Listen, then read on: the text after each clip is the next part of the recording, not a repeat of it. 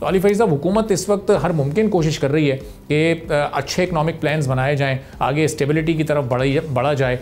ظاہر اڑان پاکستان کو اگلے 5 سالوں میں کامیابی سے اگر ہمکنار ہونا ہے تو ہمارے ملک کی اکانومی اچھی خاصی بہتر ہو سکتی ہے.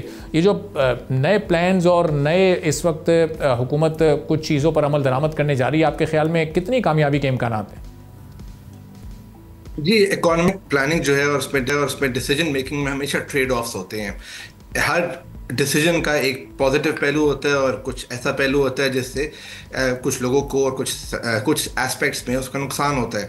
تو جو ٹریڈ پالیسی آپ نے ڈسکس کی تو اس میں ڈیفینیٹلی جو پاکستان نے ہسٹوریکلی یہ پالیسی کی تھی کہ ہم امپورٹس پہ ہم نے ٹیرفس بڑھائے ہوئے تھے تاکہ ڈومیسٹک سیکٹرز کو انسینٹیوز ملے کہ وہ گرو کر سکے.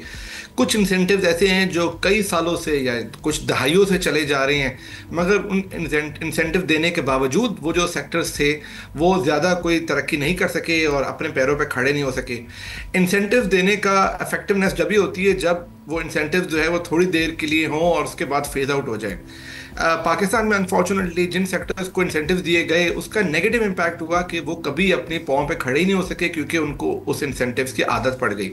تو اب جب ہم ان انسینٹیوز کو نکالیں گے تو ظاہر اس کا کچھ نیگیٹو امپیکٹ ان انڈسٹریز کو آئے گا جہاں پہ ان کو فائدہ مل رہا تھا, مگر نیٹ پاکستان کے لیے بہتر ہے کیونکہ عوام کے لیے اس کا مطلب ہے کہ چیزیں سستی آئیں گی. جو ایکسپورٹ ڈریون سیکٹرز ہے اس کے لیے را مٹیریل کی کاسٹ کم ہوگی, سمپلیفائڈ ٹریڈ بیریئرز ہوں گے. تو آئی ایم شیور کہ اوور آل پاکستان کی اکانومی کے لیے یہ بہتر ہی ہوگا.